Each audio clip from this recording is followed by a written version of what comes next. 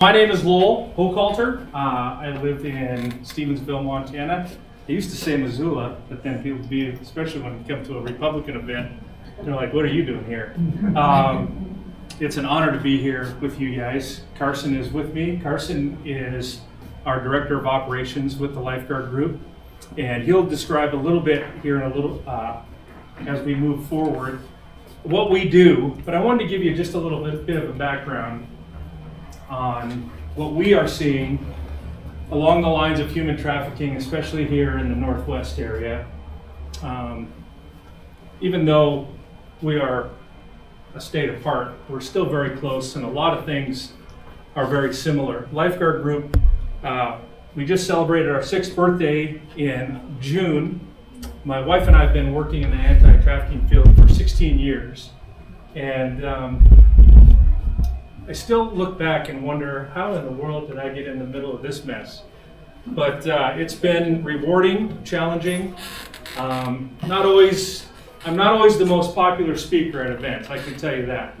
But I want to give you just a little bit of a presentation tonight. In this presentation, we've titled it Intersect, because at some point, each one of us, whether we know it or not, we have intersected, our lives have intersected with a victim of human trafficking or a human trafficking scenario. And hopefully after tonight, or you may think otherwise, but hopefully after tonight you will begin to recognize some of the different things that will help you identify, recognize, and how to respond to a human trafficking event.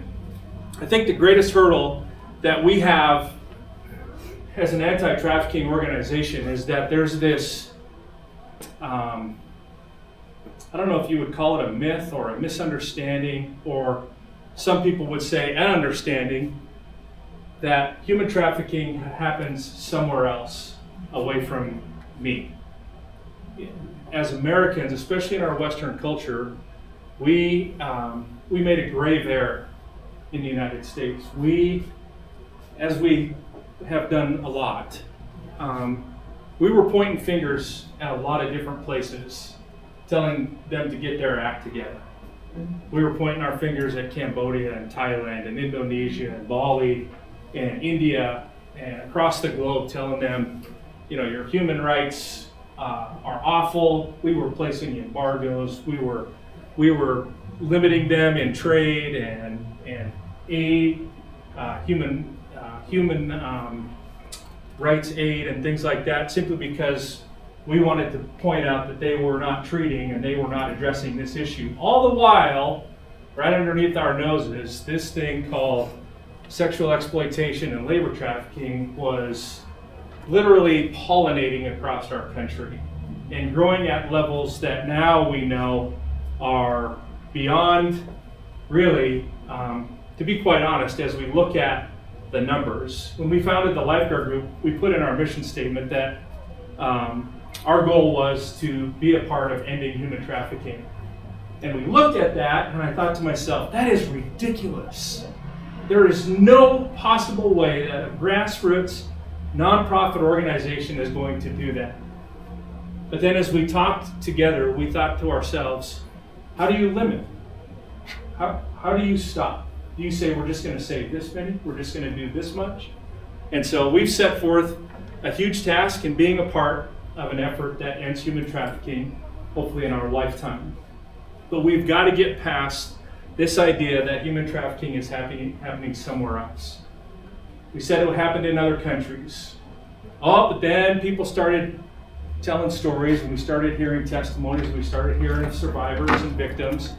And we started recognizing that, it is taking place here in the United States, but only on the East Coast, only in California, or only where these open ports are. It certainly is not happening, in the heartland. And then we started hearing the stories that it most certainly was happening in the heartland. But then again, more than likely, only in the big cities. And then we began to realize that there is not a city, a town, incorporated or not, that has not been touched by what human trafficking is and what it does.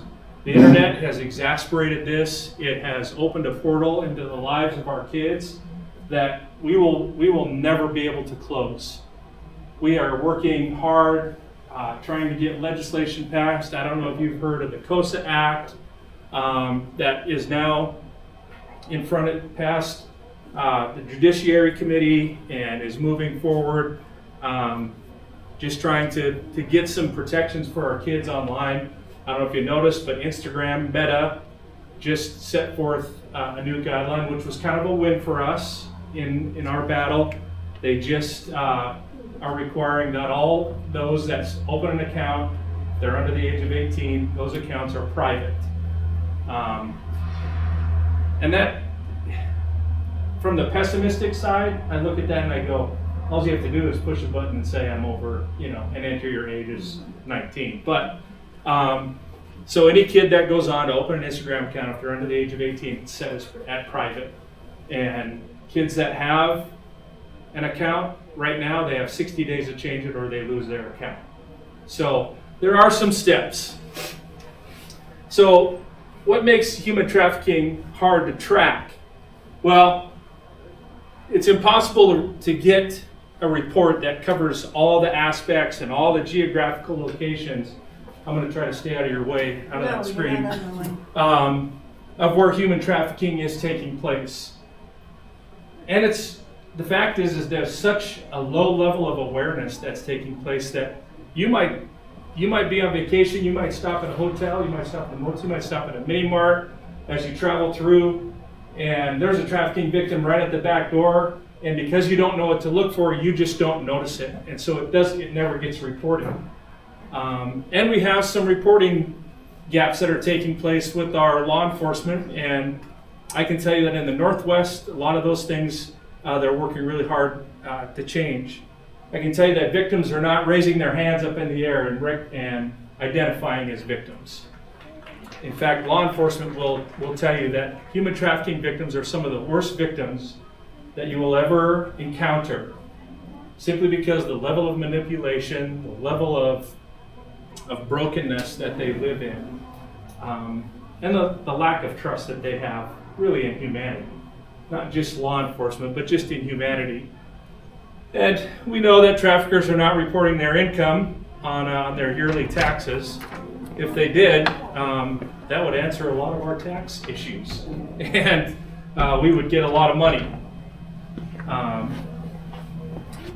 We have a lot of cases, and we'll talk a little bit about, especially like with Idaho and Montana, we're a little bit behind in our legislation and in our prosecutions here in Montana and in Idaho. And what's happening is they'll find a human trafficking case, and because legislation is so far behind and so convoluted, that oftentimes it gets reduced down and pled out at a lesser crime. And so even though it was a human trafficking case, it might get pled out as a promotion of prostitution. It might get pled down even to a prostitution charge. The pimp goes free, the woman goes to jail. And the fact is that no one is really collecting the data that we need. And that we're starting to see some changes. There's a National Human Trafficking Hotline that is in place, and they have really been the only data portal that we've been able to have across the country. But they're based in New Jersey, and when calls come in from Montana and Idaho and places that we live, the recidivism of those calls and those cases oftentimes are months, weeks and months after the incident happens. And so President Trump tried to make a lot of changes and put a lot of things in place. Unfortunately, he never really got them off the ground when the administration changed. So there's two sets of questions. When we talk about human trafficking, we feel like there's two sets of questions that we need to answer. We'll first need to ask them to ourselves, and then we need to answer them. The first question is, how big is the crime of human trafficking really? there's some seats up here. You're welcome to come up there. No, you're fine. A lot of times this question comes in a lot of different ways. Sometimes it comes in a very cynical way of, is this human trafficking, is this really a deal?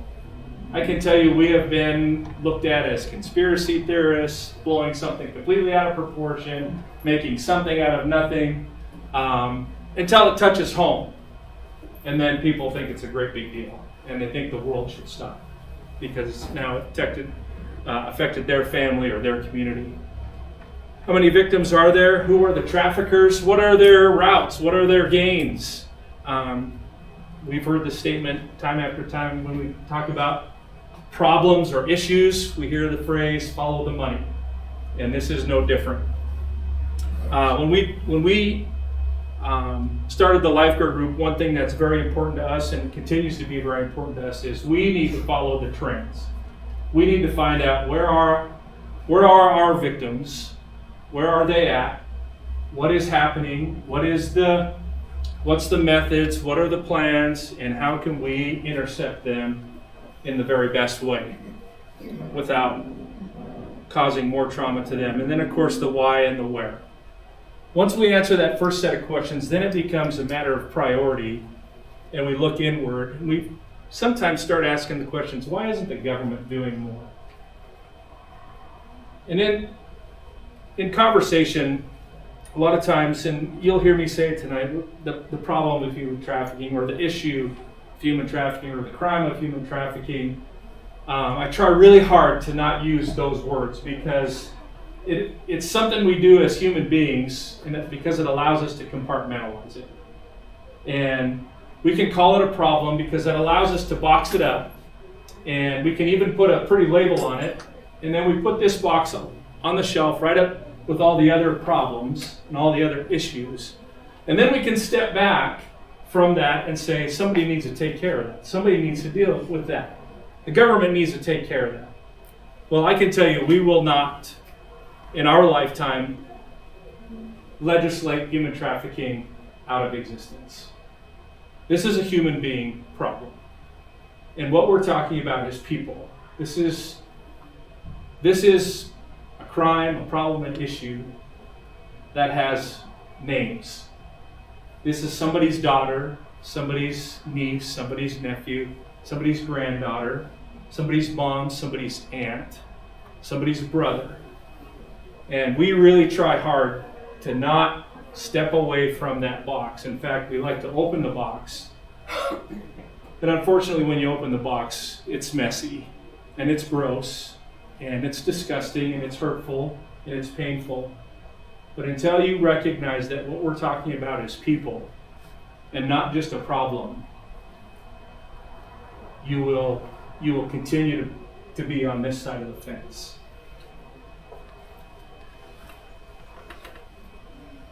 So trafficking victims don't walk around with chains on their wrists, chains, shackles around their ankles. They're not being, even though there are TV and shows and movies that show us and depict it this way.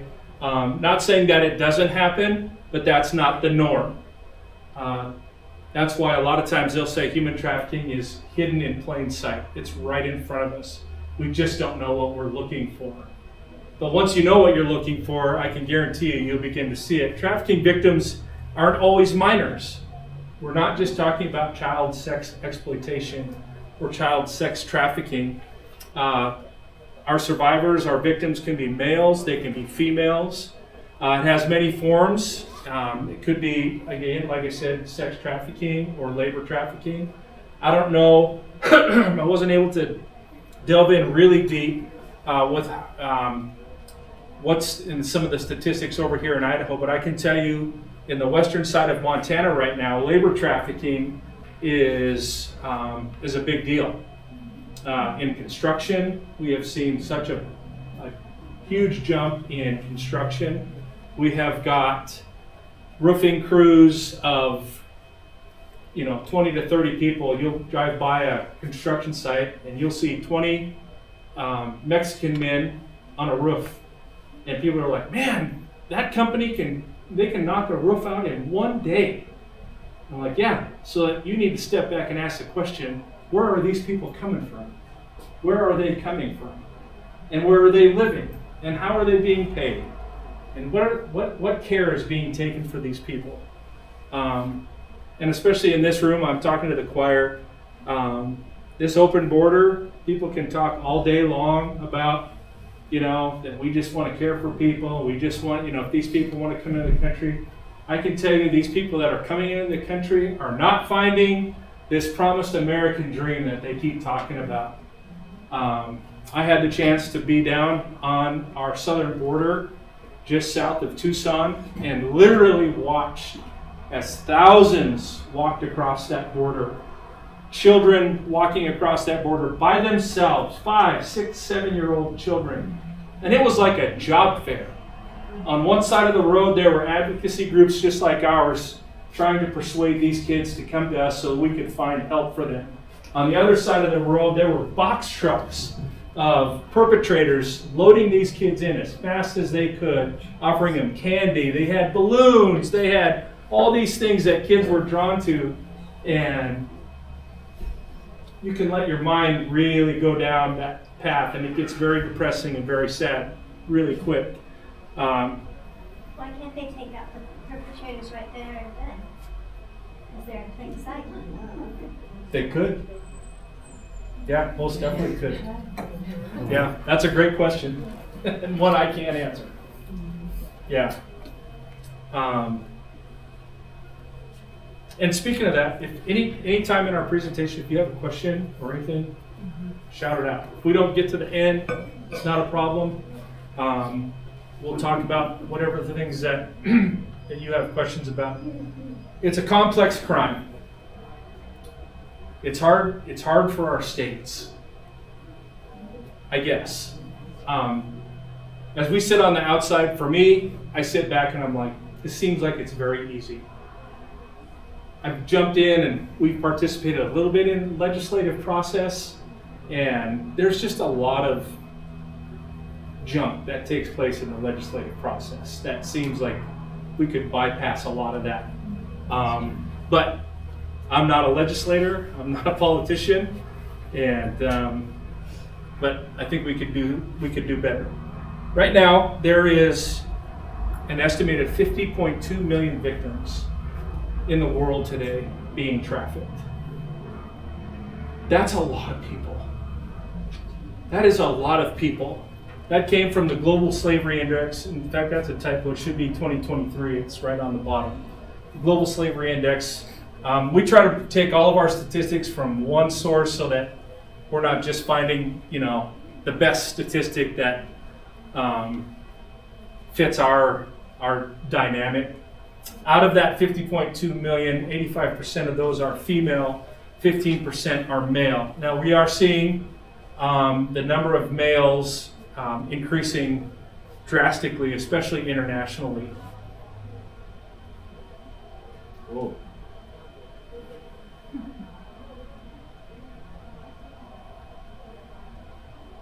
What happens when you hit the wrong button?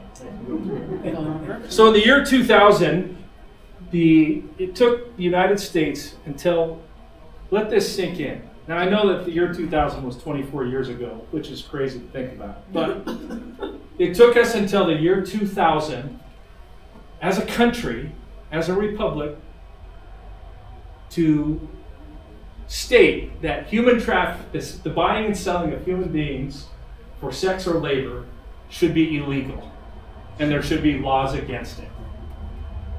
Now, that is, every time I think of that, it just blows my mind to think that it took us that long to figure that out. There again, we were so focused on all these other countries doing these horrific things and allowing these horrific things to happen that we didn't take care of home. Now this trafficking, the TVPA has been reauthorized. Last time it was reauthorized was 2018, and for some reason it has gone to sleep and has gone completely ignored since 2018, which is sad. One of our senators in Montana was usually one of the last to offer his support to that, and we're hoping this is his last. So, Wouldn't the U.S. Constitution already provide the right and the protection that citizens have the right for freedom and pursuit of happiness? But if they're yeah. illegal immigrants, they're not citizens. What's that? I said if they're illegal immigrants, they're not citizens. Right. And it's not, I mean, you're exactly right. But as you know, in law, if it's not specific, a defense attorney is going to work his way around it. If it doesn't say this, they will work their way around that. And we see it all the time. I mean, you see it in a DUI arrest, you see it in all of those things. And even illegal immigrants, right, they still have human rights that should be respected. But he's like, in 2018, they renewed it and then Reauthorized it. reauthorized Yep. it, and they haven't done it since? Have not done it since. Did it expire? No, it's not expired, but it's, What do you mean by it died? What do you mean by that? it's just not been revisited since 2018. So every 2 years, or 3 years, 2 years, 3 years, they were reauthorizing it, making changes, updating it. If at any time it needed to be updated, it is now with the amount of immigrants, illegal or legal, that are coming into our country at any, we've seen an influx like we've never seen before. If at any time this needed to be reauthorized and updated, I think reauthorization is a fancy way to say that, updated, changed. And you'll see how Idaho, you saw a reauthorization take place in your own legislation here. So the Trafficking Victims Protection Act simply provided protection, gave tools to law enforcement and the Department of Health, Department of Justice, tools for prevention, and then prosecution. So federally, those things took place. Montana was way behind the curve, and it took Montana until 2015 to adopt that into their own constitution and into our own code. And that was our first law that was introduced. And it sat, and again, it was so convoluted that from 2015 to 2013 or 2023, there wasn't one case prosecuted under that law. And it was pretty sad. And so our legislature meets every other year. So we're coming in now, 2025 will be a legislative year. But 2023, we saw a huge change thanks to our Attorney General, who we got to sit alongside him and his team, and we passed House Bill 112, which completely changed. For example, in Montana, if you were caught soliciting sex from a child for the first time, anybody have an idea of what the penalty might have been? 15 years? 15 years? Anybody else? Have a guess? 6 months? $500. $500. It was actually a misdemeanor. The maximum fine was $1,000, but the average was about $150. Now, mind you, prostitution was a felony with jail, and so what was happening is these Johns would get picked up for soliciting sex, and if it was an adult, that woman would go to jail on a prostitution charge. Pimp would go free, or John would go free. So now, I mean, we're Montana, right? We're, independent. We pound our chest. We carry guns. We don't put up with this stuff. So we've learned our lesson. So second offense. What do you think the penalty would be for the second offense? Exactly. The second offense was the same as the first. Third the same. Fourth the same. Not until the fifth was it a felony to solicit sex from a child or an adult. Now, 2023, some huge changes happened. Really brutal changes. Brutal, good, brutal. Yeah, for the criminal, and that was a big win for us. Now, let me just give you a quick definition. And Elena said you better be able to quit on time, so I can't I can't hover on. To define human trafficking, this is the exact language that it is in the Montana Code annotated. I did not look up the Idaho Code, but I'm going to guess. So this is very similar to the federal code as well. So it's the recruitment, harboring, transportation, provision, or the obtaining of a person for commercial sex act, in which a commercial sex act is induced by three very important words: force, fraud, or coercion, or in which the person induced to perform such an act has not attained 18 years of age. Now that's important in Montana, that last phrase. Lol.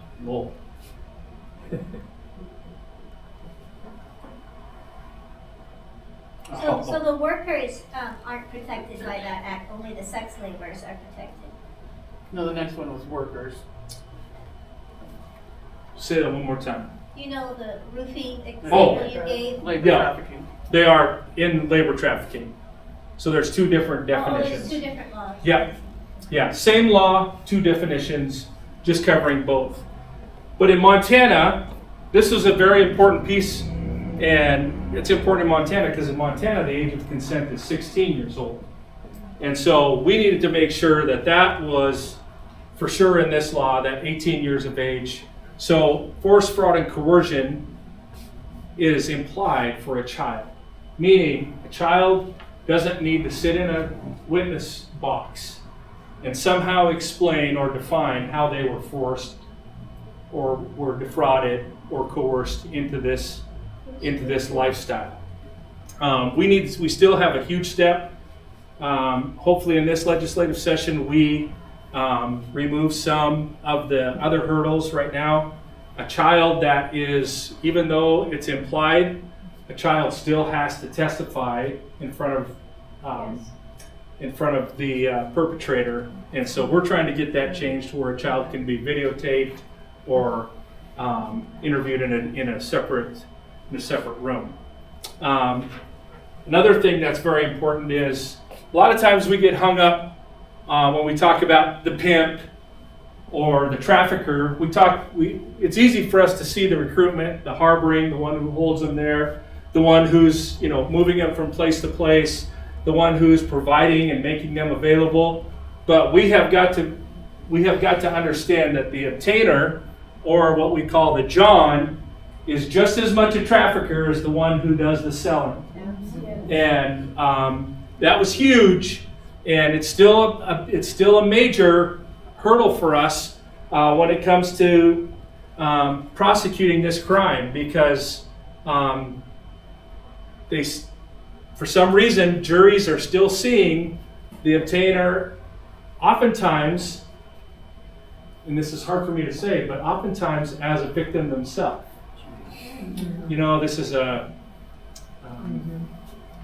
This is a lifestyle. This isn't what they show. Whatever. I can't go there. It just gets me all riled up. Well, and a lot of the pimps are now using the head girl to do the work, so that they're out of the picture. Absolutely, completely distance themselves, especially in communities like ours that are not as diverse. And so, a pimp from LA, who, I don't think I'm racist. I have a black son-in-law, but I can tell you that majority of pimps are people of color. It's just the fact. And I have nothing against people of color. It's just the fact. So a pimp from LA is not going to come to northern Idaho, and they're not going to come to Montana. They're going to stick out like a sore thumb. And so they're going to send, you call it their head girl. They actually call her their definition for her is their bottom bitch. Now see the psychology in that, right? You're my favorite, you're the one that excelled to the top, but my reference to you is you're the bottom. And so when we look at labor trafficking, the definition is very much the same, other than the purpose being labor or services, and again, the purpose of subjection to involuntary servitude, debt bondage, peonage, or slavery. In fact, it wasn't until last year, yes? What is peonage? Peonage is like, it's very similar to a debt bondage. Okay. That, for example, you paid me as a coyote to bring you across the border. Now, this is how much it cost, and you need to work that off. So it's very similar to debt bondage, but there's semantics, I guess. It wasn't until last year, again, in the United States, when foreign diplomats would come to live in the United States, and they would bring their involuntary servitude maids or whatever with them. They were given that diplomatic immunity it just was allowed to happen. And finally last year, legislation came down, and that is now against the law in our country. Yeah. Which some of this, you look at it and you're like, really? It took us that long to figure that out? Please. Oh, you gotta be kidding me. Apologize. I have a question. Yes. Don't you think the colored or brown factor in this, doesn't some of that come from low income and being abused themselves? And I'm not saying it's right. No. I am not saying it's right. I hear what you're saying. I would say yes, that is one factor. Okay. I can tell you that pimping is very generational. It's passed down just like my dad was a pastor, so I'm a pastor, my son's a pastor. I was a logger, my son's a logger. It's very generational. In fact, a lot of pimps that we have encountered, that's exactly what we've seen. It's what they grew up with. That's how they were taught to treat women, and it wasn't. They would even tell you, listen, this isn't personal. This is about business. And so, is there a brokenness there? Yes, absolutely. It's broken. Oh. So wouldn't it be easy for the police and sheriffs to then keep an eye on a particular family that already has been convicted of pimping and watch that next generation coming up to make sure that they're not doing the same thing? You need a victim. That's the biggest gap. For there to be a crime, you have to have a victim. So that means you've got to find a girl, a woman, or a young boy that's been victimized and convince them to tell their story. And that's the hurdle. Is we like even at our safe house that we run, we have a couple ladies that are there, and they will say, I don't want to be considered a victim. I don't want to deal with the cops. I don't want to go to the courts. And of course, from our side, we're not pushing them. We're concerned about them and their health and their therapy. But part of me is like, if you would just be willing to tell your story, we could save the next girl. Mm-hmm. But to have a crime, you have to have a victim, and that's tough. I've been to 12 Super Bowls, haven't seen one game, but I've worked 12 Super Bowl events, Super Bowl being one of the biggest human trafficking events in our country, simply because of the population influx that takes place in an area. Pimps aren't stupid. I don't like to give them any kind of uplift in any way, but they're not stupid. They understand business. So where there's an influx of population, they're going to go, and they're going to take what they would consider their stable, and they're going to sell their wares. And everybody knows that Snoop Dogg is one of the world's, and he's even said it out of his own mouth. He's one of the founders. He's one of the biggest pimps in the world. But yet, at every Super Bowl, he sets up a temporary building, massive building, bigger than many warehouses, has these parties, has underage victims, but it's a private party, right? And so, we again ask the question, why don't the cops just break the doors down? They need a victim. They need somebody to give them probable cause to take action. And again, it's hidden right in plain sight. Excuse me. Yes. Linda, these people are so broken down. They're just, you can't imagine. You just can't imagine. Yeah. So even in your safe house, do you think that the reason they don't share their story is because of fear? Yeah. For their, Yeah. Yeah. And it's not fear for their own lives. Because you talk to a woman that's been victimized, and I could come up to that woman and go, listen, if you don't do such and such, I will kill you. And in your mind, you'd be like, do it. Yeah. End it. But I have found, if you don't do this, I'll find your little sister, or I'll find your mom, your Or family? your daughter. or your daughter, and she will do what you're not willing to do. Right then, boom, whatever it is you need, whatever it is you want. And that's their greatest fear. I can tell you, we have worked with hundreds of victims, and that is their greatest fear. Even those that have been out for years, their greatest fear is that somebody's going to find a family member, a little sister, a niece. And that they know, we say that human trafficking, the best way that we've found to define it, human trafficking is the exploitation of vulnerabilities. Each one of us in this room is vulnerable in one way or another. We don't like crowds, we don't like conversation, we don't like this or we don't like that, we're uncomfortable here, uncomfortable there. And it's not just one vulnerability, but as you stack these vulnerabilities, whether it be poverty, past abuse in their life, broken family situation, bullying, and you stack those vulnerabilities one on top of the other, they are ripe for the picking. And these predators are good. And again, with the internet, they fish across our social media, and these kids, they think they're safe when they post something, especially from a small town like this. I would say Bonners Ferry is a small town. And you might get a kid that there's nothing to do in Bonners Ferry. I'm so sick of it here. And so they jump on their Facebook and they post something that says something like this: I can't wait to get out of this little town and see something. Boy, that's picked up on by a fisher, and boom, all I gotta do is send a friend request. Now we're friends. And I say, I totally understand. And as the time goes on, I build this relationship, and I say, you should come down to Las Vegas. I was where you were at. You should come to Las Vegas. This is that. You should come to LA.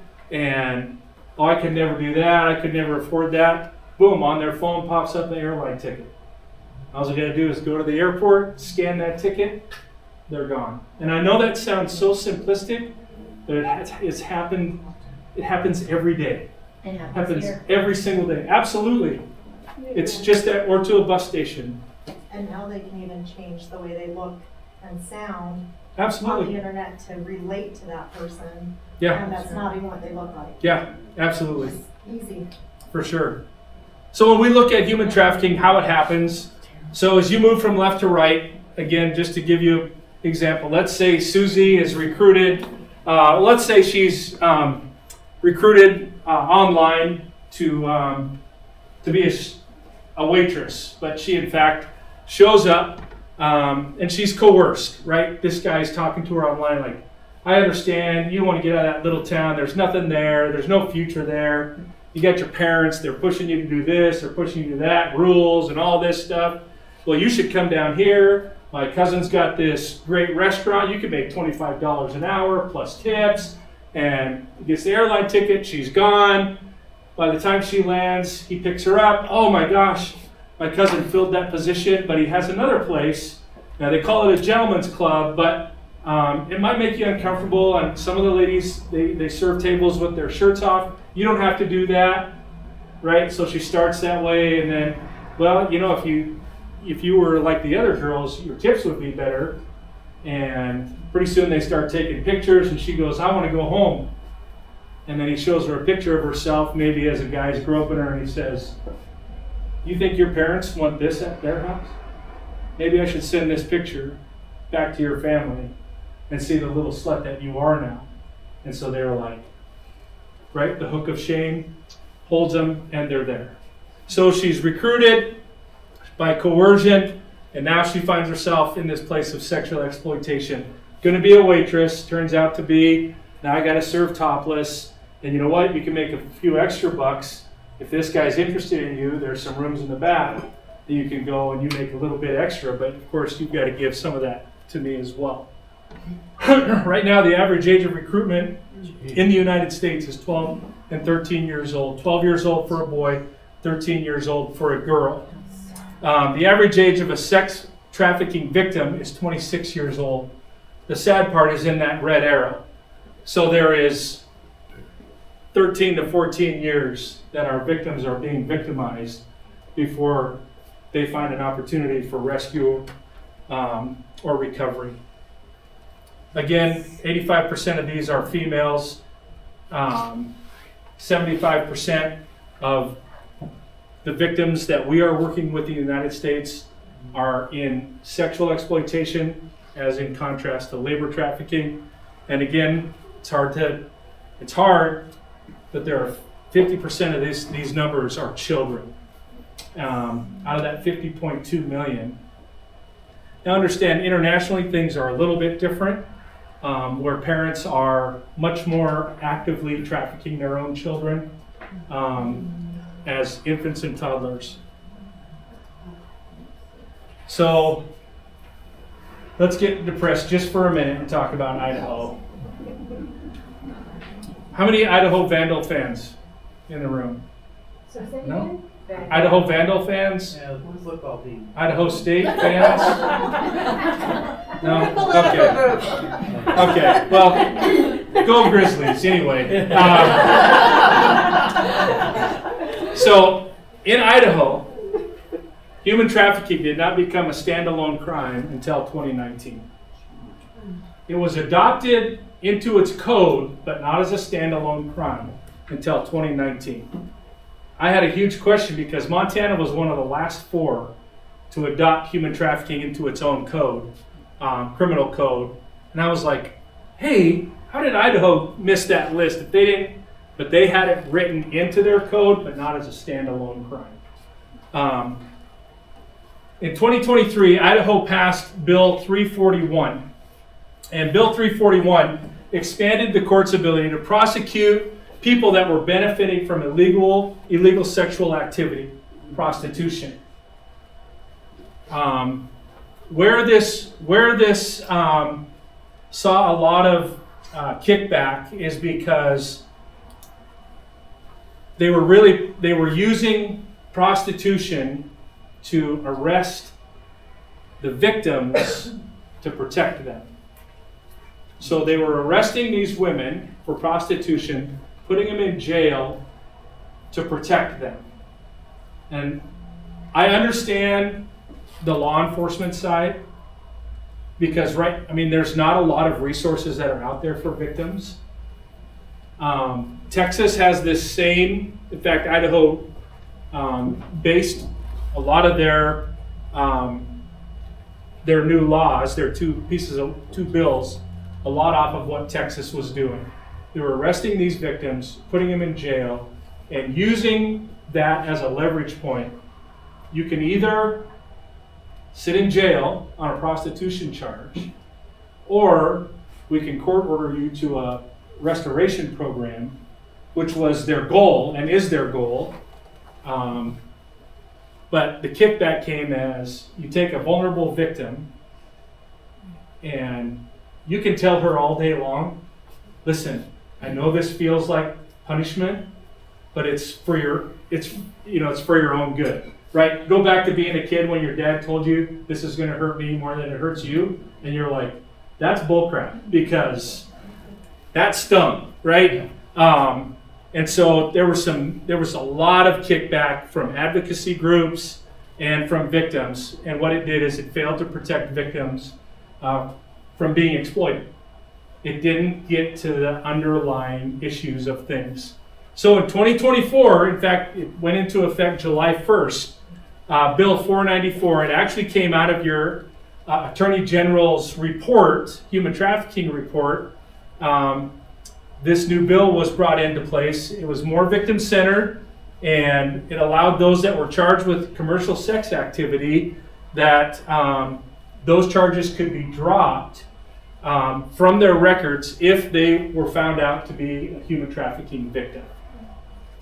And so they still are relying on the prostitution charge, which a lot of states have completely gone away from that.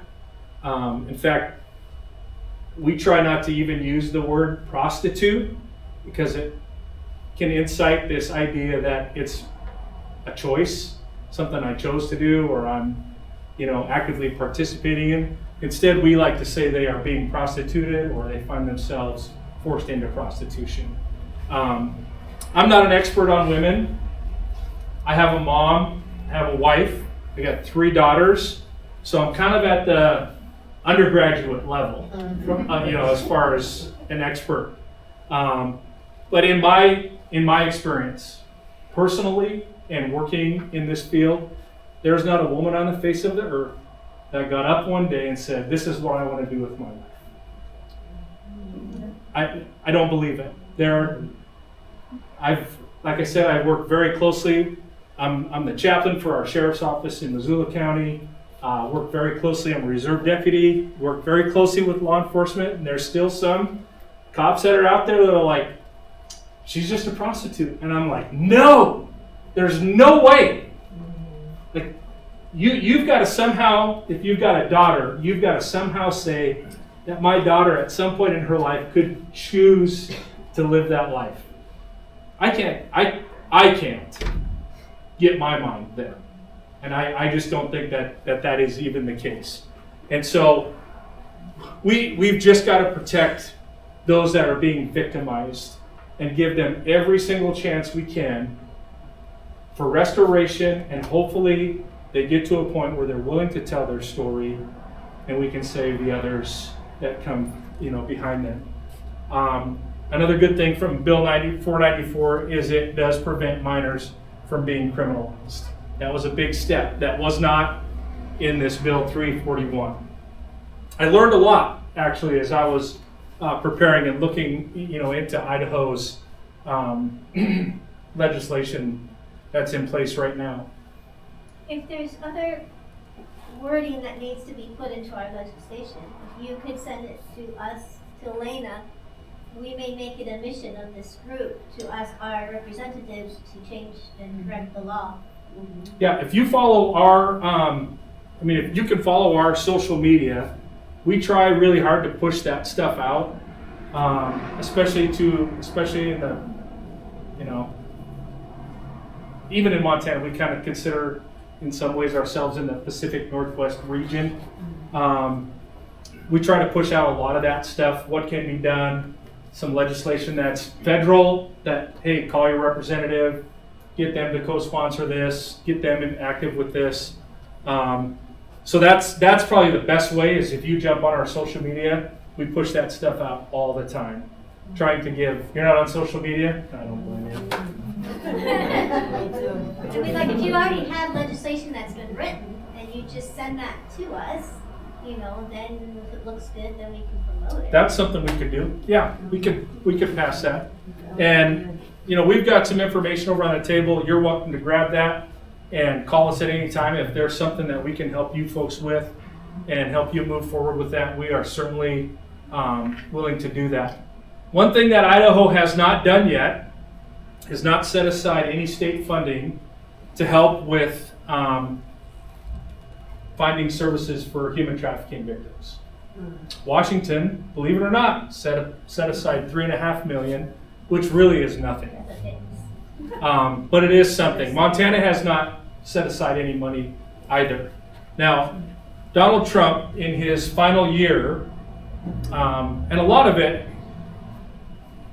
Donald Trump didn't talk a lot about human trafficking. He did some, but his daughter was very passionate. Ivanka was very passionate about this issue and about these people. And she convinced her dad to allocate $35 million to the Department of Justice to give out through the states grants for housing of human trafficking victims. The catastrophe happens, the administration changes, and they're set that $35 million. Well, you can't deallocate money that's been allocated, but you can change the rules.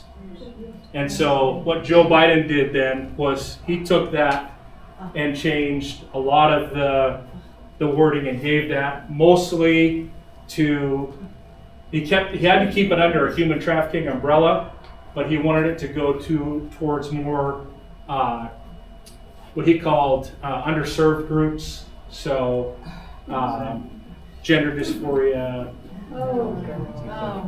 Didn't President Trump say the other day that he wants to put a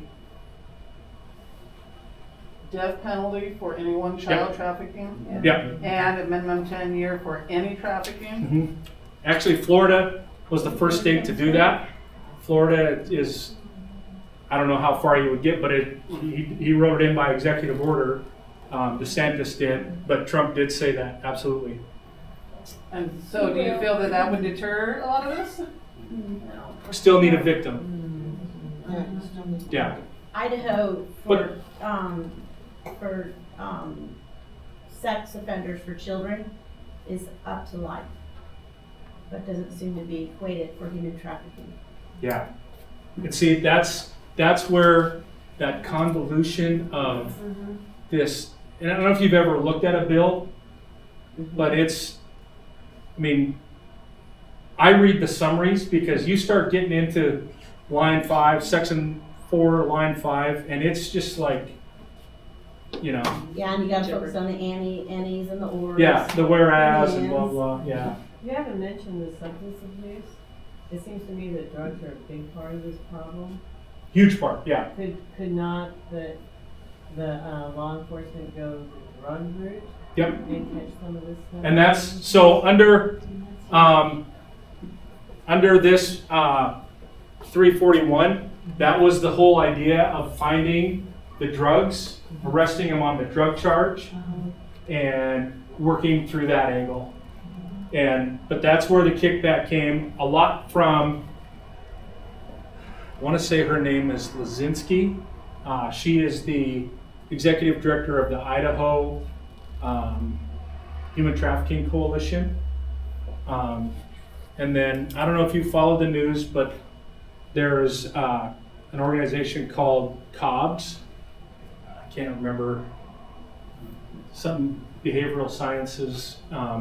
It was a woman that, Barthelmess was her last name. She started 3 safe houses down in the Boise, Nampa area, and is under a lot of hot water right now with Medicaid and different things. Yeah. But Lazinski was one of the big pushbacks on going after the drugs in that and putting these women in jail because of the re-traumatization that was taking place in that. But as drugs, there's not a woman that's come to our safe house or that we have referred or that we've worked with that has not had an addiction. And that's how they can control the girls too. Yeah, absolutely. Keep them built And they up. want that drugs. Yeah, Somewhere. yeah, That's the way the victim can do it. yep. Yeah, I was I mean, gonna it numbs them. Yeah. Yeah. And as much as I despise drugs, I've seen what it's done to families and people. I can't blame them. I've seen and hearing the stories of what they've been through, I'd want to be numb as well. Yeah.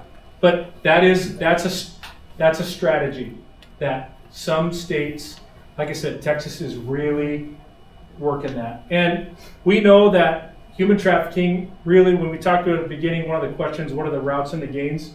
We know that the routes are very much the same. And with this open border, the cartels have come into our northern states. And again, I'm the conspiracy theorist, right? We talk about all the time that the cartels are in Montana at levels that nobody wants to admit it. And I can tell you they're in your community. They are destroying our native people in Montana. They have infiltrated our reservations like I can't even begin to explain at the level that they've exploited our native people. I can tell you right now, it's very much alive in Boundary County. It's a corridor. I've contacted the FBI and IAC a lot.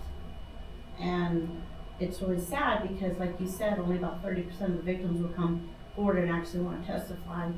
Most of them will tell me their testimony and then they'll go away and never talk to me again. Yeah.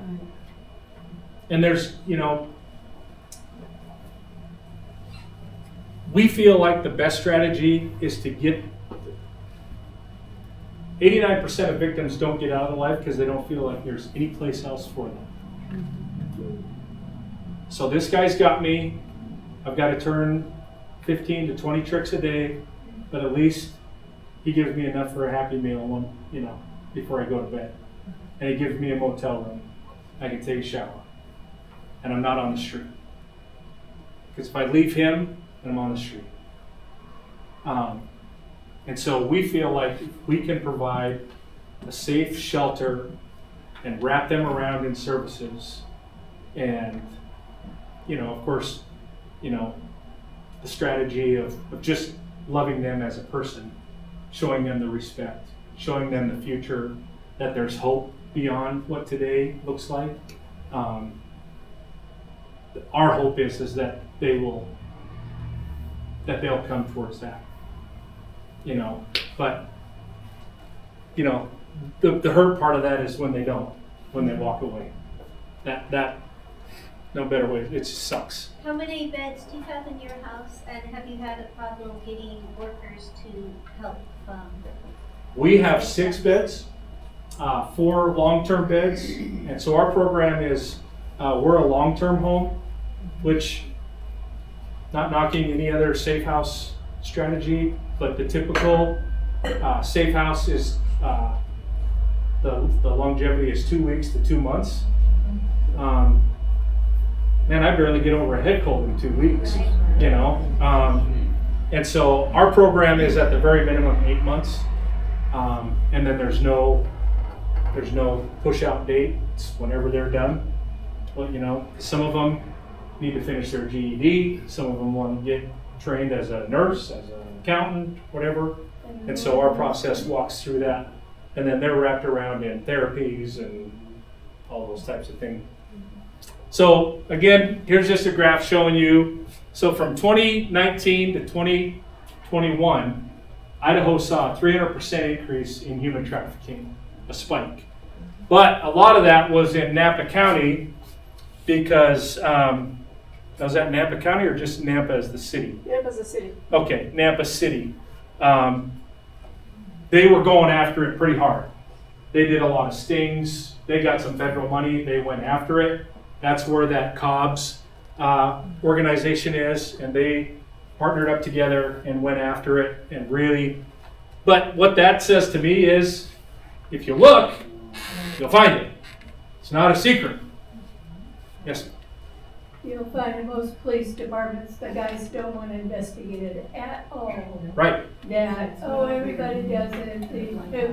There must have been some reason, Yeah. and they take someone who is dedicated to doing that to get anything done. Yeah. Because I've seen up here where the Johns have been arrested, they get a slap on the hand, and the girl, they'll go against one girl at 20. Yeah. And the rest of them are all waved away. And those victims are dying and killing themselves because they don't mean anything. Mm-hmm. Yeah. So there was only 26 women in the whole year that were saved in Idaho? Is that No. what that graph says? From October to April, this is in the Napa Police Department. This is, the darker gray is Boise Police Department. This is Meridian. So in these were cases that were prosecuted in between October and April of 2022. So that is from 2018 to 2023. So I went on. So the track that maybe you saw on TV, or if you lived in a big city, if you lived in LA on Skid Row or Hollywood Boulevard, if you're in Minneapolis, Hennepin Avenue, if you're in Vegas, Flamingo Avenue, that's where the women would walk the street. And cars would pull up and roll down their window, and the women would come up to the car window. Well, the track now is online. And so I went on, and you can't see it, it's up in the black, but this is Bonners Ferry, Idaho. And this was yesterday, so where this says yesterday, this was actually on Monday. These are the ads that were posted for women that are available in Bonners Ferry. And what Where they post it. On the internet. So where did you find that? You don't want to know. Oh. So if you type in, for example, you can go home, and you can type in find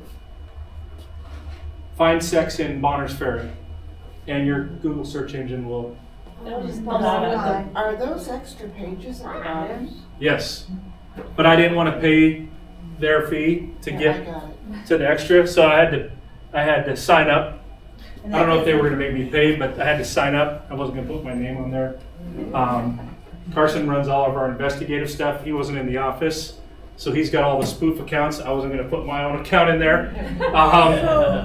I get enough junk email. I don't need this. But there's 52 that were just on one page. Are we sure these are actually in Bonners Ferry, or is this just stuff they throw at you?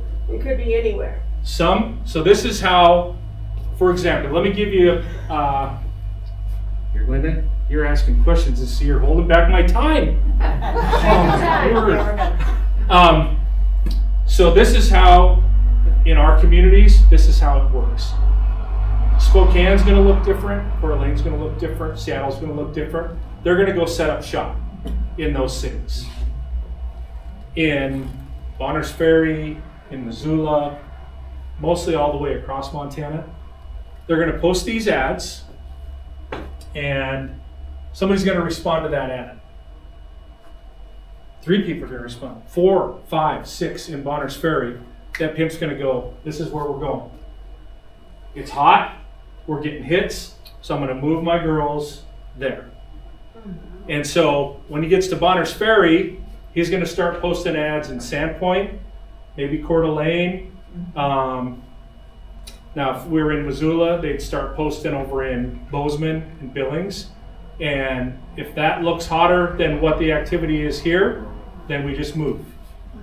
And we move the stable from one place, wherever the activity is. Now Montana is considered, we've kind of been labeled as the truck stop state. A lot of prostitution and the buying and selling of human beings takes place at truck stops. Lizard lots. Yeah. So I wanted to show you that sometimes for people, like when I try to convince, like if people, I don't feel like my job is to convince people that human trafficking is taking place. I mean, I tell them what I do, and if I'm not going to argue with anybody about it. You know, we're going to do our job. We're going to do what we feel like we've been called to do. I'm not going to try and convince somebody. I'm not going to sit and have an argument with a fool.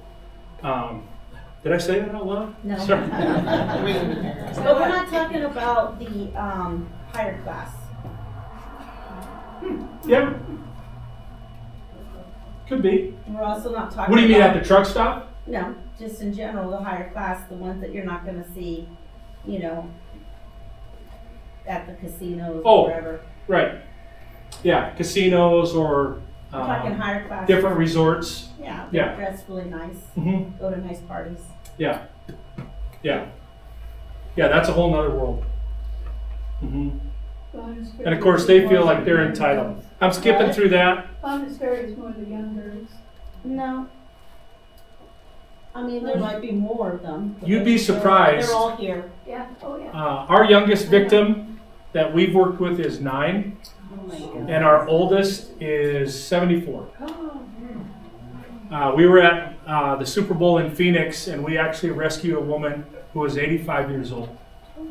And she literally looked at us and said, I have been waiting a very long time for somebody to care about me. And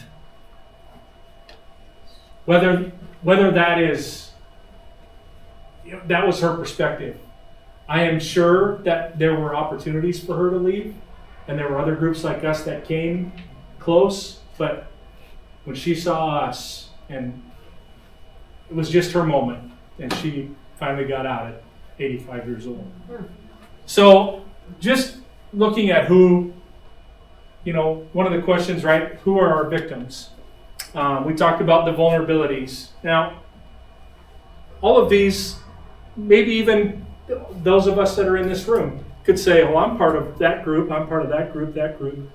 But again, as you stack them on top of one another, and you find the multiple vulnerabilities that are there, we know for a fact that 75% of victims have been through the foster care system.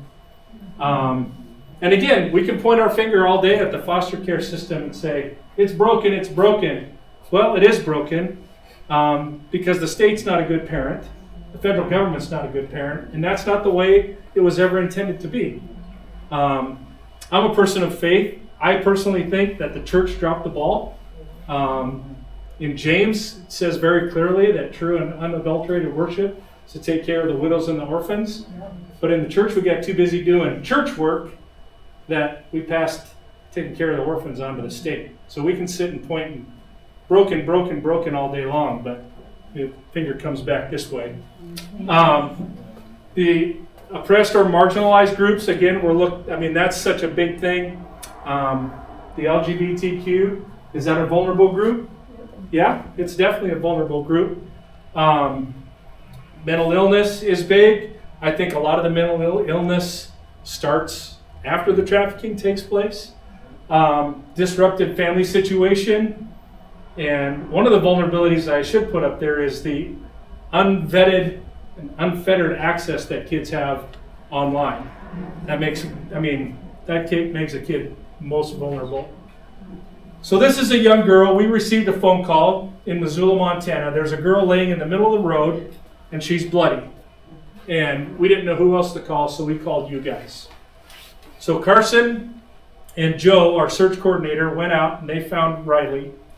Riley came to Missoula with her pimp from Tacoma, and they stopped outside of Missoula because she started to say things like, I'm tired of doing this. I don't want to do this anymore. And he said, well, we're going to talk about what you're going to do because you're going to do what I say you're going to do.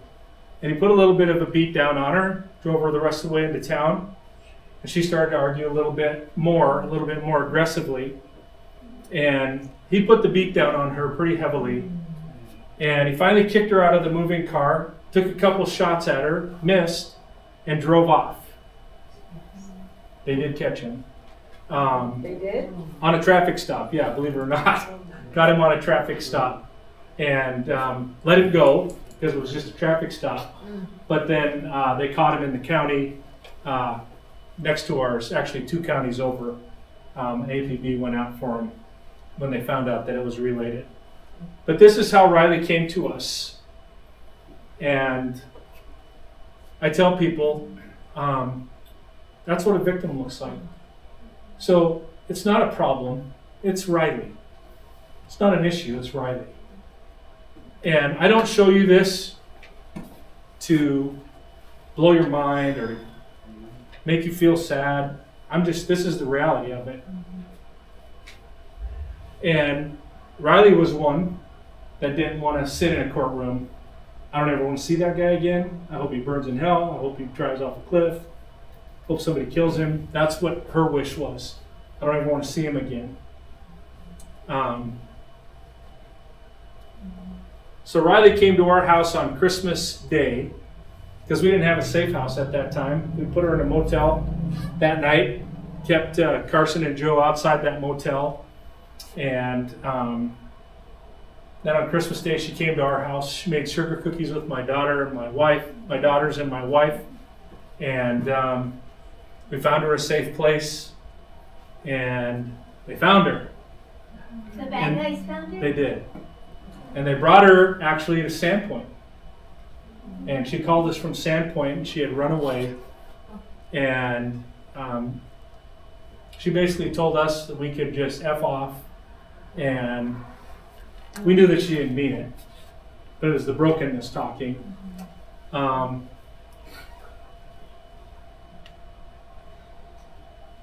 not a big reader, and I need to be better.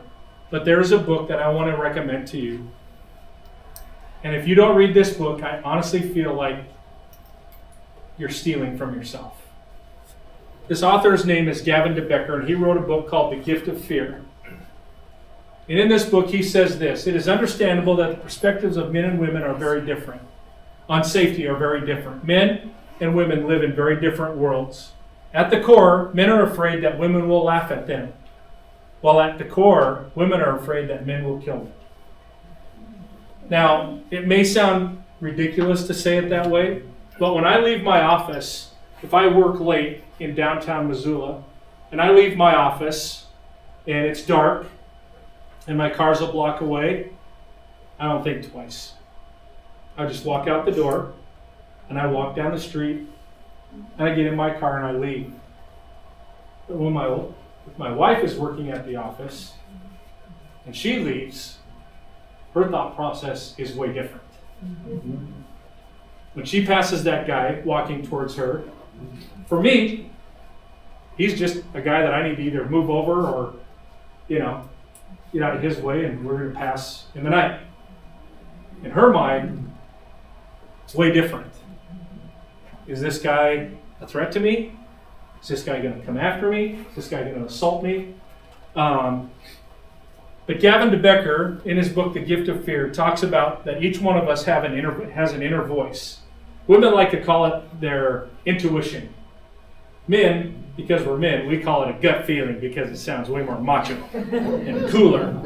But that voice, in his book, and actually he's built a whole corporation on 3 principles: understanding the voice, how to respond to the voice, or believing the voice, and how to respond to the voice. Like when you walk into a room and you feel that feeling that says something's off, you have 2 options to either say, that's just me overthinking things, or you say to yourself, why is it off? And you begin to look around and you begin to believe, because that voice, 99% of the time, is exactly right. And I call it a divine voice that's put there, and it's a voice that we need to understand and to believe. So, to go quickly through this is some of the things that our victims, a pimp is going to take away every bit of all of her resources. He wants to become her resource. It's going to take her away from her friends, her family, her money, her connections, so that I am the go-to. I'm the one that you have to come to for everything. Her clothing is going to be a telltale. Up in the northern part of the United States, in December, January, and February, a typical 16, 17-year-old girl is not going to be at a truck stop in a halter top and a miniskirt and high heels. So the inner voice says, something's off about that. That shouldn't be. That is out of place here. But to do that, you've got to take yourself out of the norm. And when you stop at a truck stop, as you travel through wherever you're going, you say, you know what? I'm now an advocate, so I'm not going to go through the front door like I normally do. I'm going to pull around to the back. I'm going to come in the back door where the truckers come in, because that's where their showers are, and that's where the victims are going to be, so that I can maybe, possibly see something and change somebody's life for the better today. Tattoos. Pimps are going to brand their women. Bottom line. We had a phase of about 2 years where they literally were branding, but they've moved back that kind of ran its course, and now we're back to tattoos. If these are disturbing to you, please feel free to look away, close your eyes. Dollar signs on the hand, vulgar. Now, some of these you would never see, right? Like this is, we have these in our trainings, like for healthcare workers that are going to see something like that. And again, I'm not an expert on women, but there's not a woman on the face of the earth that's going to put that on her own body. It's not going to happen. Names on the hands. In this top right-hand corner, you see the drugs and the condoms wrapped up right in the perversion of the heart. I tell people all the time, sex trafficking is not about sex. It's about the perversion of sex. Perversion is nothing more than taking something normal and twisting it slightly off its axis and resembling something that's normal. This is a brave young woman testifying up in that top left-hand corner about the tattoo she was forced to get. Names across their chest, they're going to be visible. A lot of times you might see a young lady with above the collar line with a name that's written backwards, tattooed backwards on her chest. Any idea why that would be? She can read it in the mirror. Every time she looks in the mirror, she's reminded who owns her. And if you're technology, anytime you take a selfie, do you take selfies? Anytime you take a selfie, it's mirrored, so it comes out right. So I want you to look at this picture right here. Tell me what you see. Tell me what that picture's telling you. I want you to be a detective. You can't play. Because she did this. She can't play. You can play, but you can't say it out loud. Yes. Looks like a punishment. So give me a scenario. What happened? Apparently somebody thought she was disloyal, and they punished her by putting that on her face. She told her something. Yeah. So look beyond the tattoo. What do you see? Look right here. Yeah, the fear. That's brokenness right there. But you're exactly right. That's very well done. You get an A, Belinda. She was disloyal, and I'm going to prove a point to you. Otherwise, you would have tattooed it on her arm, on her back. Right? I'm going to show you. Don't you ever cross me up again. Don't you ever go out of pocket on me again. She'll never forget that. Pimps love crowns. They feel like they're the king. We talked earlier about the bottom bitch. This is the queen crown. So, you've been so good for me, baby. You've done everything I've asked you to do. I'm going to put you in charge of some things. Maybe one day if you help me enough, we make enough money, we're going to get married and try to sell her this dream. And then he even puts a queen crown on her and says, we're going to do this together. All the while, she's being just as exploited as she ever was.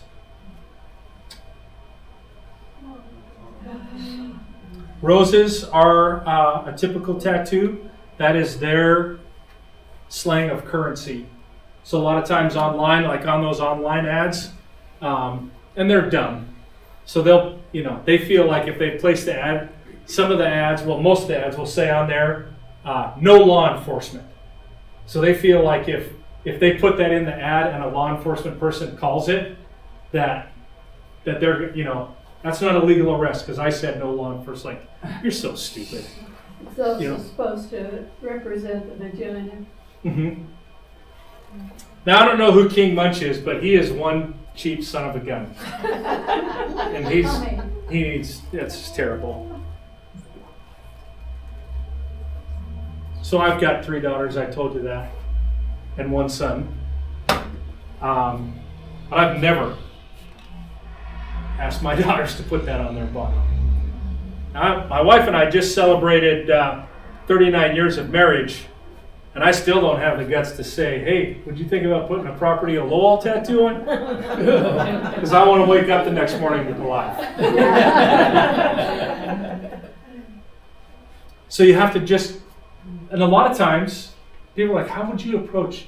For example, if I saw something like that, I would approach him, and I'm not asking you to do anything. I'm just saying a way that you could is say, I love tattoos. I was just admiring your tattoo. What, you know, is there a meaning behind that? And sometimes that opens the door for conversation. It's an avenue.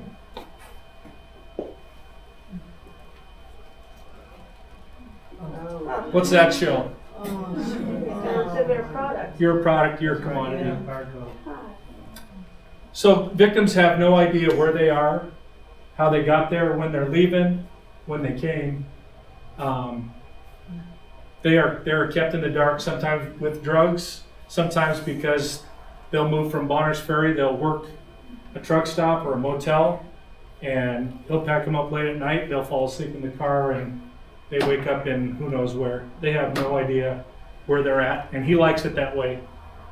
Their story is scripted. It doesn't make sense, but it's scripted. He doesn't have time to change their story from Bonner's Ferry and Missoula.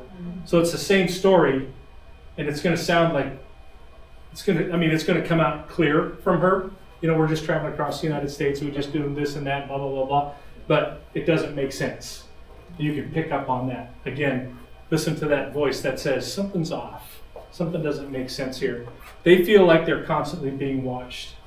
We have women in our safe house that are convinced that their pimp can hear every conversation. Somehow, some way. And I'm like, listen, you understand that we have ways to stop. Like, signals don't reach here. I don't know. I'm just telling you. He finds a way. He always has. He always knows. What happened to the girl that got sent to Sandpoint? You have to wait. What about Stingray?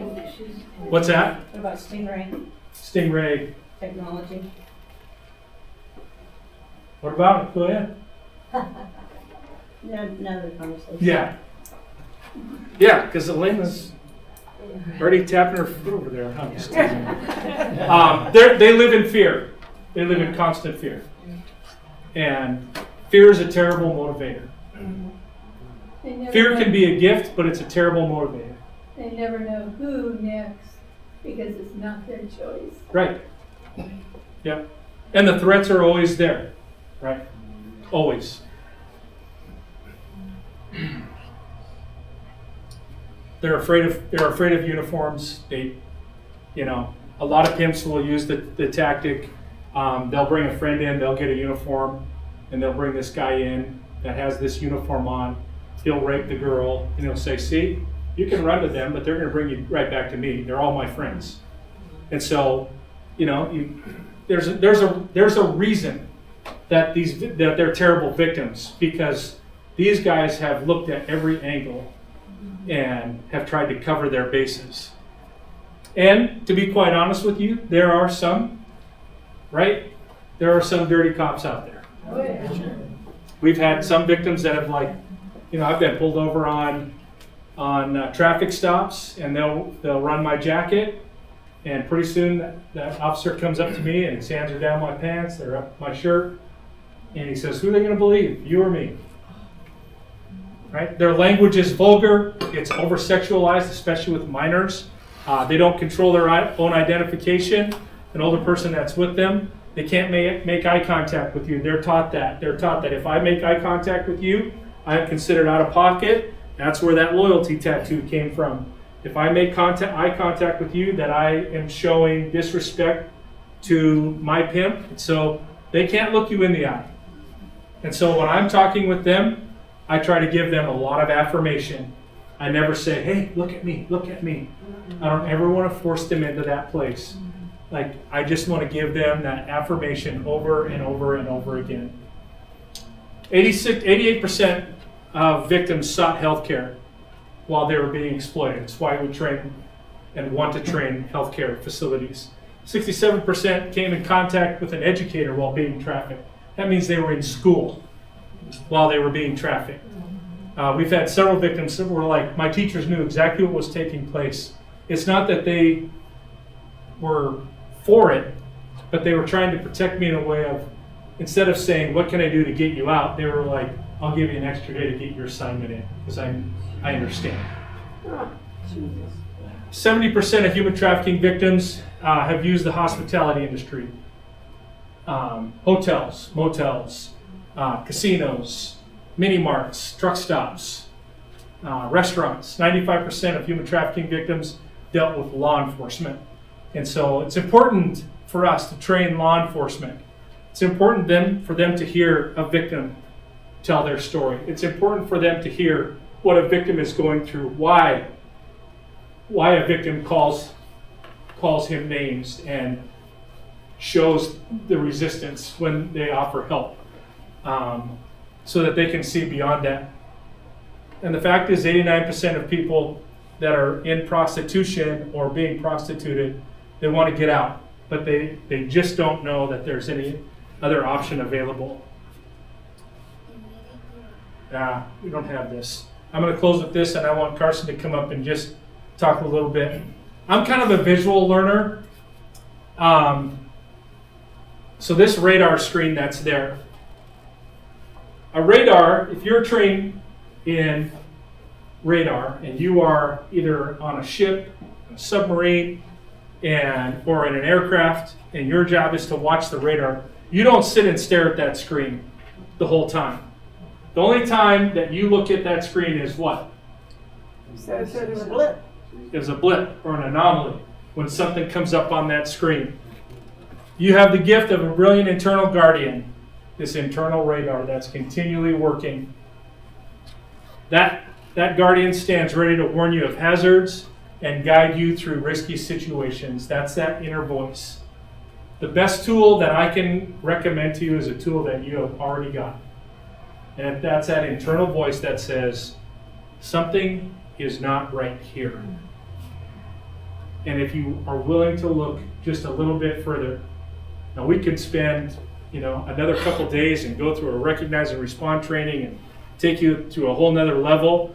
We don't have time to do that, but I want Carson to talk just about what we offer here at the Lifeguard Group, or there at the Lifeguard Group, and show you a little bit of what we do.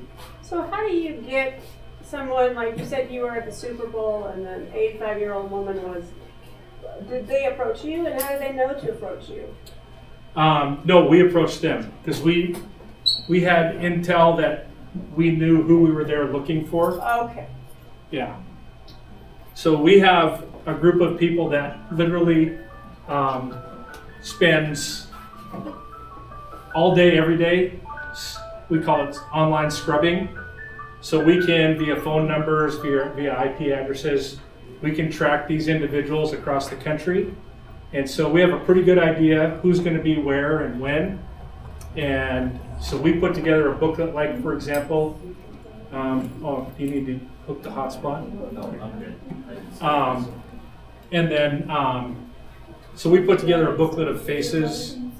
And so on her case, we recognized her in a hotel lobby. And we just approached her and said, "Is this you?" And yeah. Go ahead. So I just wanted to come up and give, you got to look at the training, some of the indicators, things like that. And this is a big part of what we do is the training. You've heard with healthcare, law enforcement, but this is an important part of what we do, but there are a lot of other branches to the Lifeguard Group. So I just wanted to give you a little bit of insight into the other things that we do. So along with the trainings, we also, I guess along that same branch, we have a school assembly program. It is a big goal of ours on the prevention side. You saw that average age entering the life at that 12 to 13 years old. We think it's so important to get first and foremost in front of students, teach them different things that they can be on the lookout for to keep themselves safe, whether that's online or even in just social settings. We talk a lot about... Have you ever been to Bonners Ferry? We have not, but I would love to talk to you about getting our school assembly here. My vice president is on the school board, so... Fantastic. I can't wait to be here. So yeah, our school assembly program is called the Lifeline Project. And the whole goal of the Lifeline Project is to get in front of students and encourage them, pretty much empower, equip, and enable students to be the lifeline in their schools and in their community, how to protect themselves, how to recognize things that might be happening to their friends or their peers, and being that lifeline that reaches down and pulls them out of that place. And also just breaking down the barriers between students and parents and teachers. We've got into this mind your own business place, and we are trying to break down those walls that, hey, you're not a snitch, you're not a narc, you can tell somebody, looking out for those people around you. Included in the Lifeline project, we didn't want it to be where we just go in, talk to the students, load up the trailer, hit the road, and now school and parents has all of this to deal with without any training. So we also incorporate a teacher or staff training. That's like a 3-hour training that they go through. A little bit of what you saw today, but then also focusing on what they are going to see as an educator. What are you going to see in the classroom, in the day-to-day? What are some of those changes look like? And then on top of that, we offer a community comeback rally. That's where we invite parents and community members to come in. We really focus in on online safety right now, what we've labeled sextortion. So using texting, images, even online messaging to essentially extort or blackmail students. We've seen a huge rise in that. Basically luring or grooming a student, a kid, into sending an image of themselves naked, and then all of a sudden the demands start coming, whether that's for more images or videos or money. And oftentimes we're seeing that students are actually taking their lives because of this. So even educating on that side of, there's always an option, there's always somebody that you can talk to. We just think that on the prevention side, but then also we know that a lot of students we're talking to are actively going through this. So giving them an avenue, a way out, someone to talk to and gain help. At this point, we haven't been in a school where we haven't had at least one student come forward and say, this is happening to me, or what do I do if I know that my friend is being trafficked? So that's a big part of what we do. You heard a little bit about the search and rescue side that we do. If we get a call from immediate family member or law enforcement, we have got our search coordinator and then volunteers, and oftentimes our staff that goes out, and whether that's forming a search party, it can look different based on the situation or circumstances, but then building those relationships with law enforcement to where just because there's a missing kid doesn't mean that the rest of law enforcement's responsibilities stop, so they can't drop everything to go look. But that's where we can come in and assist in that way. So just a little bit more information on the Lifeline project. Another big thing that we have done is we have launched the Montana Human Trafficking Hotline. You heard a little bit about the National Human Trafficking Hotline. Timeliness was just not our friend when it came to that hotline. We were getting reports way too far after that call came in, and it was not something we wanted to do, but something we felt like was a huge need in our state. And so we launched that, and 2023 was actually the end of our third full year running that hotline. And we have continued to see calls come in, both from victims, community members, and even people that are looking for more information. And our call numbers, they have gone up and then maintained kind of in that same area. For me, it can be kind of double-sided to where you're like, that's terrible that this many calls are coming in, but we are grateful that we've been able to put that resource out there, because now we know that these individuals at least have some place that they can reach out to for help, and we can respond in a timely manner with that. Excuse me. Yes, ma'am. Did you set this up yourself, or did you have a source or a resource you could use to set that up? The hotline? So we actually did that all on our own. Yeah, we were financially, we were given a grant, I believe, for that, just for the software that we use. And then since then, it's been fully funded by our organization. Okay. Is that something that you would help other communities get into? Yeah, yeah. Yeah, I would love to.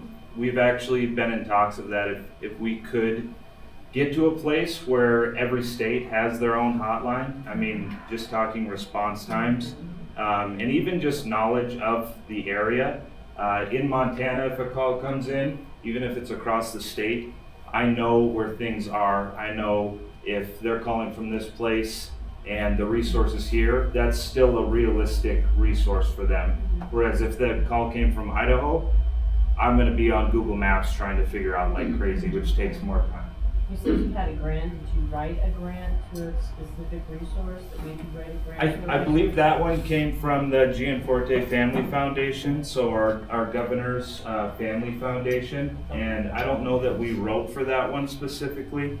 Yeah, we did that one. We did write for that Write a one. grant. So But there are, Are the grants available? Mhm. Did you Okay. write for them? Do you happen to know if there's an Idaho hotline already, or? there is, Okay. run by the Idaho Human Trafficking Coalition. And I would imagine, do they take, I don't know off the top of my head if they take volunteers on that. I don't know. But if they do, that is a great way to get involved.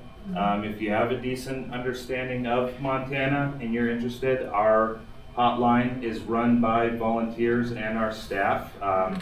As you can imagine, it is open 24/7. It's a lot. And so the more volunteers that we can get for that, the better. And as call volumes increase, obviously we're gonna get to a place where we need to increase the number of people that are on shift at any given time. And so that's always huge. Have you thought about working with interstates? Because, especially here in Boundary County, we're only 30 minutes away from Montana. We're Yeah. less than 30 minutes, actually. You know, and so 30 minutes later, the person could be in Montana. Yeah, no, and at this point, we haven't. There's been conversations. Right now, capacity-wise, Montana is huge. So it's a lot. But, I mean, with the setup of having a hotline already established in Idaho, I'd say working on expanding what they have going and improving on things that are working, if it is, that's already in place. That's the most effective way, rather than, hey, let's all create our own type of thing. I have not seen that be successful, and if it is, the footprint's gonna be so much smaller than what something that we all get behind can do. And then, I'll have you jump back over. You heard. Especially since they're being I know I'm just gonna tell you a testimony. My sister was trafficked. She was a prostitute. Well, that's what they called it 20 years ago, obviously. And she was out of Michigan, Detroit. And one day she calls me up. She's in Seattle doing jobs there. So they're not staying in state. Right. Yeah. Yeah, and on that note, as far as the hotline goes, like, we're not law enforcement by any means. We're not a direct service provider. What we have set up with the hotline is something where we've put together for the state a database, I guess, of resources that are available, whether that be law enforcement, or oftentimes we'll get calls from victims or survivors that are out of the life and now they're looking for whether that's a safe house. We got a call maybe a couple months ago from a woman that had just moved to Montana from out of state, and she had well-established resources there, and now moving, she was looking to find those in the place that she was, so that's a place where we can be of service. Again, when we get an emergent call, that's going to be something where we still rely on law enforcement. Yeah. We don't have the capability or really authority to go out on those. But again, having them on our resource list, as well as building those relationships, even just reaching out on the front end, letting them know who we are and I guess what avenue that we work in, that's been successful for us, at least on our hotline. But yeah, interstate, they're gonna be transported oftentimes, and the unfortunate truth is not every area, even in Montana, when we look at our list, you've got some areas that are heavily resourced with things for victims of trafficking. You've got areas where you get a call and it's just trying to figure out how can we get this person to where they need to be. So yeah, it definitely isn't like a fix-all, but we're in a position to where we at least can respond and try to work through that process and get them the help that they need. So we also have the Life House, which is our safe house, and it is located at Crooked Tree Ranch. That is not a location that we share for obvious reasons, but we are very proud of this. It was a lot of work, a lot of dreaming and effort that led to this place. We are now full. We have been full for quite some time. Not too long ago, we actually had our first graduate from the program, which was a very exciting day for us. You can see a couple of the images just from inside the main lodge at the safe house where the women in the long-term housing actually stay. Our next goal is we are looking to build what we're going to call transitional housing on the property. And what that's going to consist of is building tiny homes on the property. And I think we're shooting for 10 tiny homes in our, at least initially. And they'll be in the main lodge, therapies, all of that is on site. We also have opportunities for job training, things like that. But the whole purpose is that they're able to come to this place, receive healing, restoration, a safe place. But we didn't want to be a place where you come here and all it is a safe place to be, but rather we can build you into the place or guide you to resources, therapies, things like that, that you can build yourself into the person, live the life that you were always meant to live. So we have a lot of different programs. Vocame program is one of our biggest, where we have volunteers. They go through a training and they come on site and actually kind of do life with these women, whether that's going through therapies, taking them to church, things like that, so that when they leave this place, they're fully restored, but they also have had time to build community. So when they step off that property, it's not a now what, it's a they can hit the ground running with all of these things that they have built. So this has been something that still fairly new for us, but very, very exciting. And that's the 6-bed house you talked about? Correct. Yep. So all on the same property where all of this is going to take place. It's just How many acres? What's that? How many acres? 40. So eventually, the dream is to get to a place where we can build a children's home.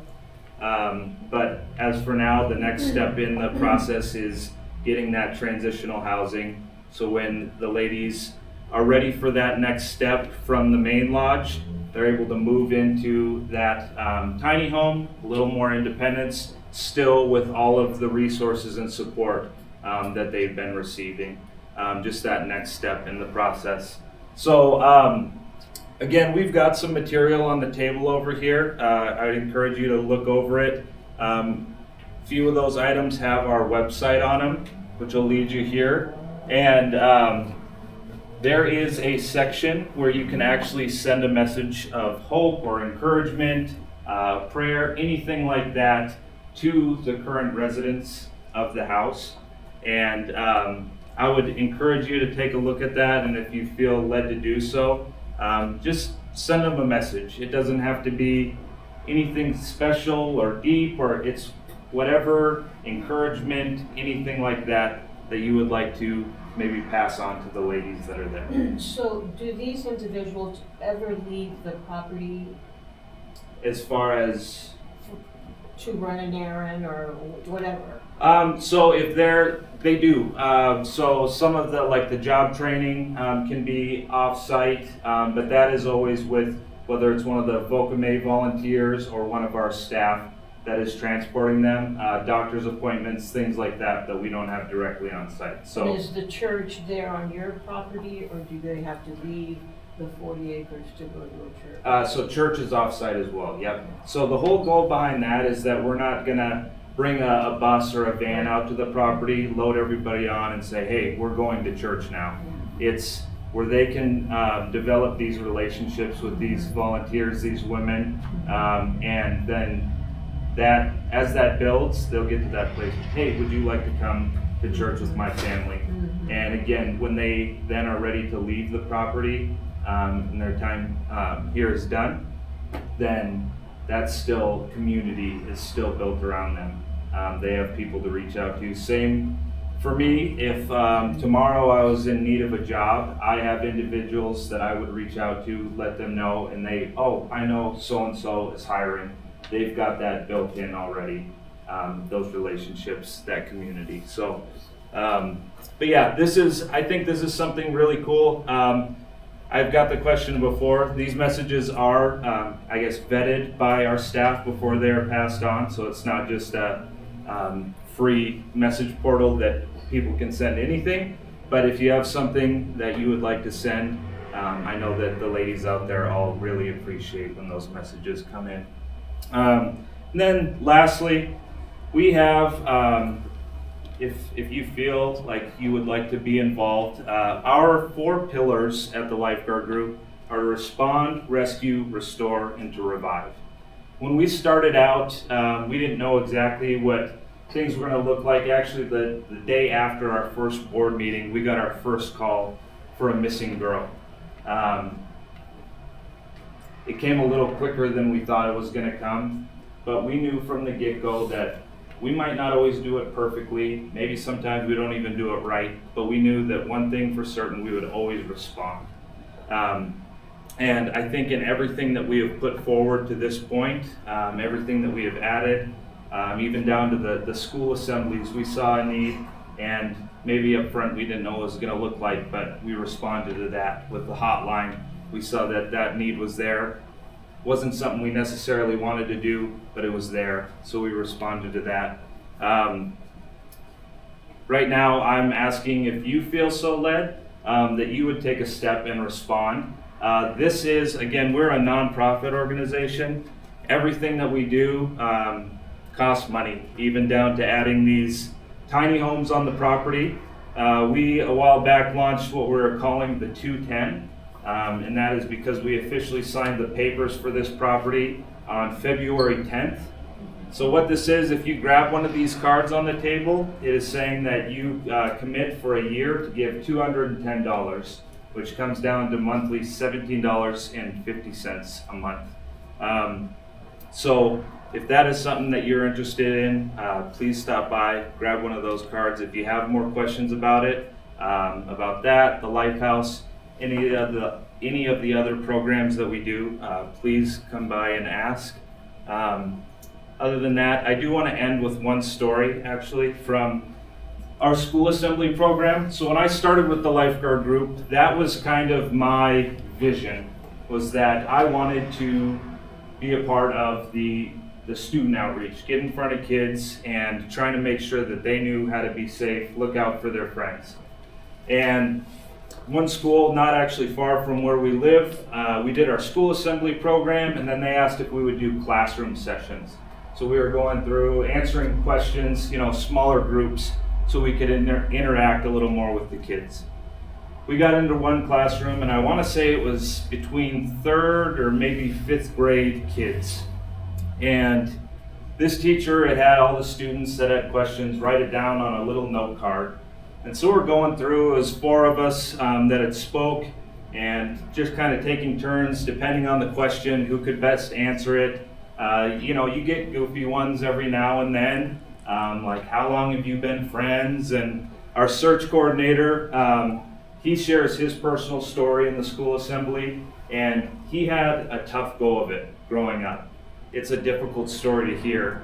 But we always give him a hard time now because one student just wrote a question and it was directed at him. It said, "Are you sad all the time?" And so we still, that's a normal greeting when we see Joe is, "Joe, are you sad all the time?" But there's one question as I was flipping through those cards and trying to give our best answers that sticks with me to this day, and this card actually still sits on my desk so that I'm reminded on a daily basis.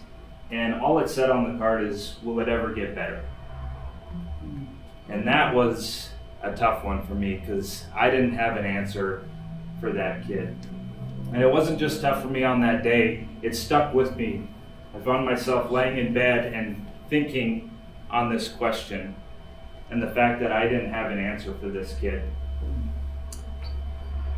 So my personal challenge to myself was, you know what, I'm gonna answer that question for myself every day. I'm gonna wake up, and when my feet hit the ground, I'm gonna do everything that I can do to make sure that that answer for somebody is yes. Yes, it will get better. So my challenge for you today is, I know we went through a lot of stuff, I know it was difficult, but my challenge to you is leave here with that mission of, I'm gonna do what I can to every day answer that question yes for somebody that's gonna get better.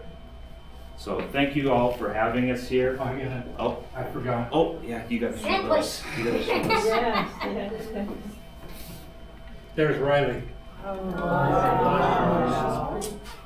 Riley just sent us a about 2-minute audio talking about how that night she'll never forget how she looked, how she felt.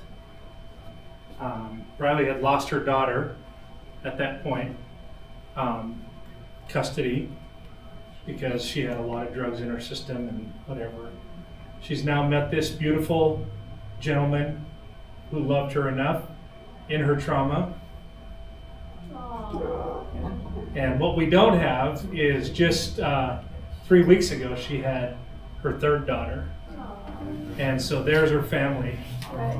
And so the rate right now is 1% of those who enter the life of human trafficking are ever rescued or recovered. Riley is one of those 1%. It's what keeps us going. It's what says it's worth doing. And so that's Riley. That's what makes things happen. I know we could go on and on, but I'm going to respect your time, which we've already But you disrespected. said she arrived in Sandpoint and called you.